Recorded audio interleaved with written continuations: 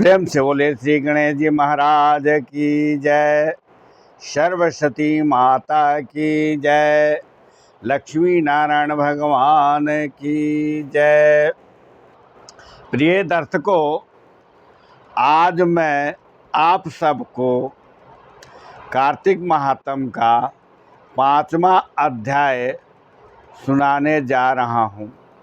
कृपया यह महात्म बड़े पुण्यदायक है। आप सब यह महात्म जरूर सुने। महात्म इस प्रकार है। शंखासुर नामक राक्षस द्वारा वेदों को चुराना, देवताओं द्वारा भगवान की स्तुति करने पर विष्णु द्वारा शंखासुर को मारकर वेदों का उद्धार करना। सत्यभामा बोली, हे भगवान, आप काल स्वरूप हैं और काल के संपूर्ण भाग समान हैं। तब फिर कार्तिक मास ही श्रेष्ठ क्यों है? हे देव, सब तिथियों में एकादशी और सब महीनों में कार्तिक का महीना ही आपको प्रिय है। श्री कृष्ण बोले, हे कांते, तुमने अच्छा प्रश्न किया। एकाग्रचित होकर बैन के प्रति और महर्षि नारद का संवाद सुनो, जिससे पहले पृथ्वी ने नारद से पूछा। तब नारद जी ने कार्तिक मास की श्रेष्ठता कही। नारद जी बोले, पहले सागर का पुत्र शंख नामक राक्षस त्रिलोक के मथने में समर्थ हुआ। उसने संपूर्ण देवताओं को जीत लिया तथा देवताओं को स्वर्ग से निकाल दिया। इंद्र आदि संपूर्ण लोकपालों के अधिकार अपने हाथ में कर लिया। सब देवता उसके भय के मारे अपने अपने स्त्री पुत्र आदि लेकर बहुत वर्ष पर्यंत सुमेरु पर्वत की गुफाओं में वास करते रहे। जब देवता गुफाओं में रहे थे, तब शंखासुर ने विचार किया, मैंने देवताओं को जीत लिया है तो भी मैं बलवान मालूम होता है। मुझे पता चला है कि वे सब वेद मंत्रों से युक्त है, अतः उनके वेद मंत्रों का हरण करने से वे सब बलहीन हो जाएंगे। ऐसा विचार कर वह असुर भगवान विष्णु को नींद से ग्रस्त देख स्वयं भू ब्रह्मा जी के लोक में जाकर वहाँ से वेदों को निकालकर चलने को उदित हुआ। तभी दैत्य के भय से वेदों के सभी मंत्र बीजों सहित समुद्र जल में प्रवेश कर गए। तब तो वह शंखासुर भी उन्हें ढूंढता हुआ समुद्र के भीतर विचरने लगा, परंतु वे वेद एक स्थान पर कहीं भी प्राप्त नहीं हुए। इसी बीच ब्रह्मा जी सब देवताओं को संग ले और पूजा की सब सामग्री इकट्ठा कर वैकुंठ में विष्णु भगवान की शरण में गए। वहाँ उनको जगाने के निमित्त सब देवता भक्ति पूर्वक गाने बजाने लगे और गंध धूप बार बार देने लगे। उनकी भक्ति से संतुष्ट होकर भगवान ने नेत्र खोले। तब सब देवताओं ने भगवान विष्णु के दर्शन किए और षोडशोपचार से पूजा करके दंडवत प्रणाम किया। तब तो भगवान विष्णु उनसे कहने लगे, हे देवगणों, मैं तुम्हारे भजन कीर्तन आदि कार्यों एवं भक्ति से अत्यंत प्रसन्न हूँ। मैं आप लोगों की मनोकामना पूर्ण करूँगा। आश्विन शुक्ल पक्ष की एकादशी से देवशयनी कार्तिक एकादशी तक पहर भर रात्रि रहे। जो मनुष्य तुम्हारी तरह भजन कीर्तन एवं भक्ति करेंगे, वे सब मुझे प्रसन्न होकर मुझे प्रापित होंगे। शंखासुर जिन वेदों को हरने गया है, वे सब जल में स्थित है। उन्हें वेदों को मैं शंखासुर को मारकर शीघ्र ले आऊँगा। परंतु आज से बीज मंत्र सहित सब वेद प्रतिवर्ष कार्तिक के महीने में सदा जल में निवास करेंगे। अतएव कार्तिक मास में जो कोई जल में विधि पूर्वक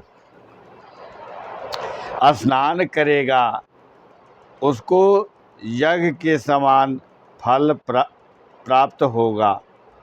हे देवगणों, आज कार्तिक एकादशी के दिन आप सबने मुझे जगाया है, इसलिए सब मासों में कार्तिक मास एवं सब तिथियों में एकादशी तिथि की मान्यता अधिक होगी। आज से मैं भी कार्तिक मास में जल के भीतर सब देवताओं एवं मुनीश्वरों सहित निवास करूँगा। मत्स्य रूप धारण कर मैं जल में जाता हूँ। तुम संपूर्ण मुनियों को संग लेकर आओ। इस लोक में जो अच्छे मनुष्य प्रातः काल स्नान करते हैं, वे निश्चय अक्षय स्नान के फल को प्राप्त करते हैं। जो कार्तिक में सदा व्रत करते हैं, उनको हे इंद्र, तुम मेरे लोक में पहुंचा दिया करो। हे यम, तुम सदा उनकी विघ्नों से रक्षा करते रहो। और हे वरुण, तुम उनको पुत्र पौत्र आदि देते रहो। हे कुबेर, तुम व्रती लोगों के धन वृद्धि करो, जिससे यह मेरा रूप धारण कर साक्षात जीवन मुक्त हो जाए। और हे अन्य देवताओं, जो जन्म से मरण तक उन बातों को धारण करते हैं, वे तुम्हारे द्वारा भी पूज्य हैं। जैसे तुमने मुझे कार्तिक एकादशी को जगाया है, इसलिए यह तिथि सदा माननीय रहेगी। नारद जी बोले, ऐसा कहकर भगवान विष्णु मछली रूप धारण करके विंध्याचल में निवास कर कश्यप जी की जलांजलि में आ गए। उस मछली पर दया करके मुनि ने उसको कमंडल में डाल दिया। जब वह इसमें न समाई, तब ऋषि कश्यप ने मछली को कुएं में दे दिया। जब कुएं में भी भगवान मत्स्य का आकार बढ़ने लगा, तब ऋषि ने मत्स्य को तालाब में डाल दिया। तालाब में भी आकर बढ़ने से कश्यप ने मत्स्य को समुद्र में छोड़ दिया। तब मत्स्य रूपधारी भगवान ने शंखासुर को मार दिया और स्वयं बद्री वन को आ गए। और वहाँ सब ऋषियों को बुलाकर भगवान ने आदेश दिया, हे मुनीश्वरों, तुम समुद्र जल के भीतर छिपे हुए वेद मंत्रों की खोज करो और जितनी जल्दी हो सके उन्हें समुद्र के जल में से बाहर लाओ। तब तक मैं देवताओं सहित प्रयाग तीर्थ में ठहराता हूँ। नारद जी बोले, तब तपोबली मन उन मुनियों ने भी बीजों सहित और यज्ञ मंत्रों एवं षड्यांगों छंद ज्योतिष आदि सहित वेदों का उद्धार किया। उन ऋषियों में से जिसने जो निकाला वह भाग उसी ऋषि के नाम से प्रसिद्ध हुआ। पीछे सब मनुष्यर मुनि मिलकर प्रयाग राज को गए और प्रातः हो गए।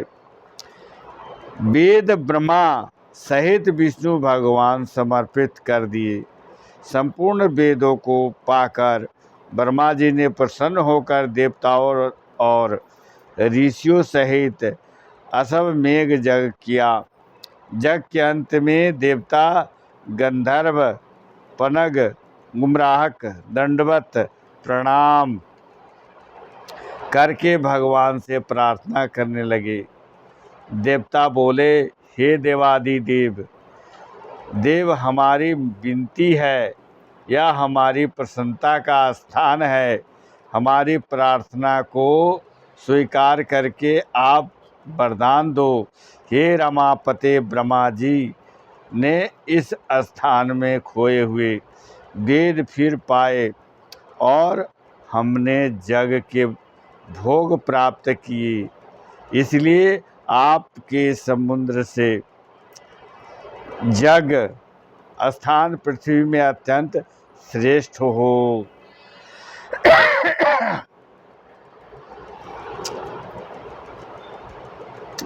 और भोग मोक्ष एवं पुण्य देने वाला हो, और यह महीना भी ब्रह्म हत्या आदि को दूर कर अक्षय फल देने वाला हो।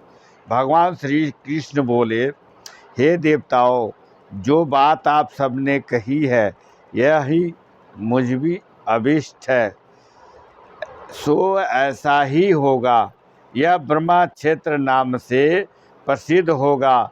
सूर्यवंशी राजा भागीरथ यहाँ गंगा जी को लाएंगे और यहाँ पर सूर्य की पुत्री जमुना की जी का संगम होगा। आज यह तीर्थ राज के नाम से विख्यात होगा। जो पुरुष अपने पितृश्वरों को यहाँ श्राद्ध करेंगे, उनके पितृगण मेरे स्वरूप को धारण करेंगे। मकर संक्रांति माघ मास में प्रातः काला स्नान करने से उनके दर्शन मात्र से ही संपूर्ण पाप ऐसे नष्ट हो जाते हैं जैसे सूर्य से अंधेरे का नाश हो जाता है, और उनको मैं सालोक्य, समीप्य और सारूप्य इन तीनों प्रकार की मुक्ति क्रम से देता हूँ। हे मुनीश्वरों, मैं सर्वजग रूप से बद्री वन में सदैव निवास करता हूँ। जो फल और स्थान 100 वर्ष में मिलता है वह तुमको वहाँ एक दिन में ही प्राप्त होगा। उस स्थान के दर्शन करने वाले मनुष्य जीवन मुक्त होंगे। श्री सूत जी बोले, भगवान विष्णु देवताओं से ऐसे कहकर ब्रह्मा जी सहित वही अंतर ध्यान हो गए, और इंद्र आदि देवता भी अंशों से प्रयाग में अंतर ध्यान हो गए।